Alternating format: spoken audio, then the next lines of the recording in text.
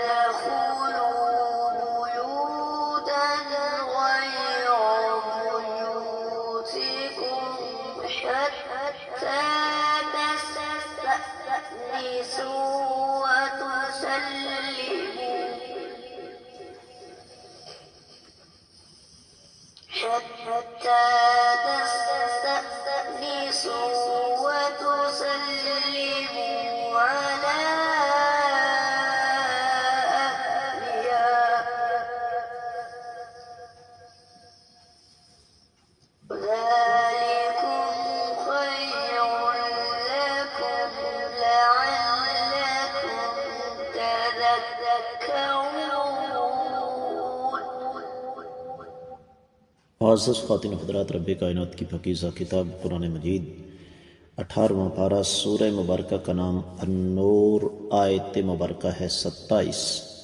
اللہ رب العزت ارشاد فرماتے ہیں، یا ایہا الذین آمنوا، اے ایمان والو، لا تدخلوا، نہ تم داخل ہو، بیوتن، ایسے گھروں میں، غیر بیوتکم، جو تمہارے گھروں کے علاوہ ہیں، حتیٰ، یہاں تک کہ، تستأنسوا، اپنی پہچان کروا لو، مانوس ہو جاؤ، وتسلموا، اور سلام کرو، علی اہلہا، وہاں کے رہنے والوں پر، ذالکم، یہ، خیر لکم، تمہارے لیے بہتر ہے، لعلکم، تاکہ تم تذکرون، نصیحت حاصل کرو۔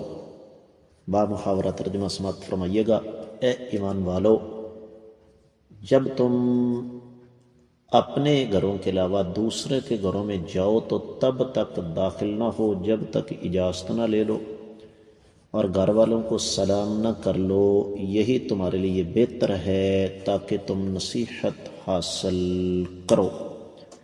امام ابن کثیر رحمۃ اللہ علیہ اس آیت مبارکہ کی تفسیر میں کوئی لمبی چوڑی وضاحت نہیں فرماتے، بلکہ انتہائی اختصار کے ساتھ انہوں نے ایک دو بات ہمارے سامنے رکھی ہے۔ فرماتے ہیں کہ یہ یہاں پر اللہ تعالی نے شرعی آداب بیان فرمائے ہیں کہ جب تم کسی کے ہاں جاؤ تو اس وقت تک تم نے کسی کے ہاں نہیں جانا جب تک کہ تم اجازت نہ لے لو۔ یہاں پر ایک لفظ ہے بسبب ما قیل فیہم من الکذب ورزق کریم ای عند اللہ جنات النعیم، یہ تو تذکرہ ہے نا پچھلے آیت مبارکہ کا۔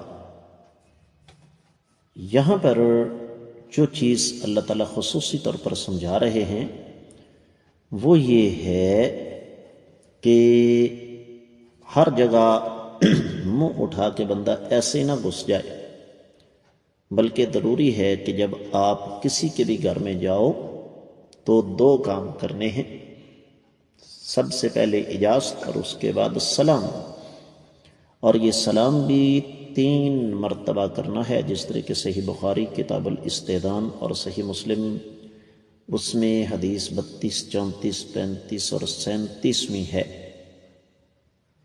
اور وہ حدیث کچھ یوں ہے کہ سیدنا ابو موسیٰ اشعری رضی اللہ تعالیٰ عنہ نے سیدنا عمر رضی اللہ تعالیٰ عنہ کے پاس اجازت مانگی آنے کی، ان کو اجازت نہیں ملی تو وہ چلے گئے۔ تو پھر سیدنا عمر رضی اللہ تعالیٰ عنہ نے فرمایا کہ تم نے عبداللہ بن قیس کی آواز نہیں سنی، اجازت مانگ رہے تھے، ان کو اجازت دو۔ ان کو بلایا گیا، دیکھا کہ وہ تو چلے گئے ہیں، تو اس کے بعد آئے تو فرمایا تم لوٹ کیوں گئے تھے؟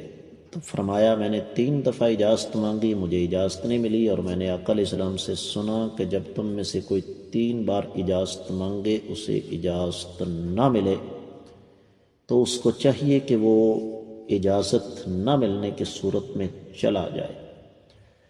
تو سیدنا عمر رضی اللہ تعالیٰ عنہ جلال والے تھے، فرمانے لگے ثبوت پیش کرو ورنہ معاملہ سزا کی طرف چلا جائے گا۔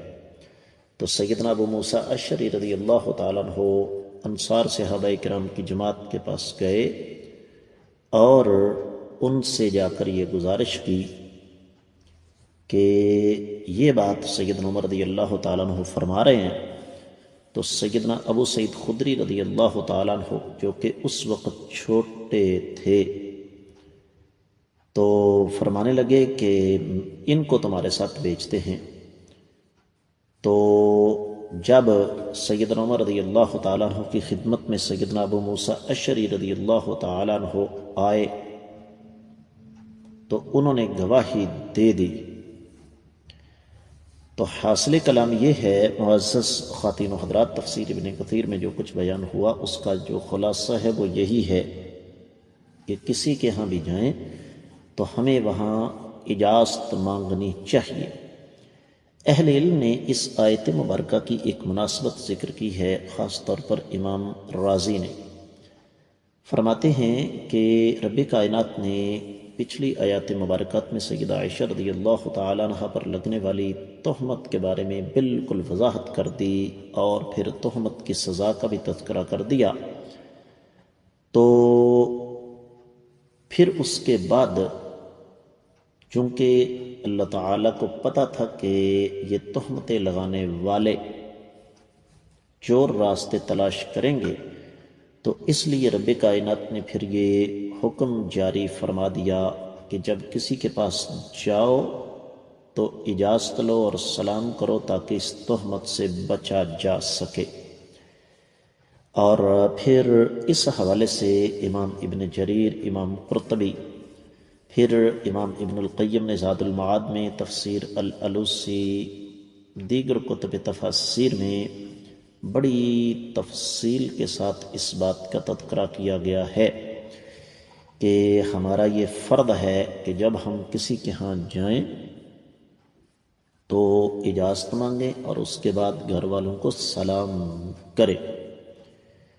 اور اس حوالے سے پھر احادیث کا ایک ٹھیک ٹھاک سلسلہ ہے، جو حدیث میں نے آپ کو تفسیر ابن کثیر سے بیان کی ہے وہ 6245 ہے، اور اسی طریقے سے ایک اور حدیث مبارکہ بھی ہے جو کہ سنن ابی داؤد میں 5177 ہے، سنن الکبریٰ بہقی میں 10148 ہے، مسند احمد بن حنبل میں 23127 ہے۔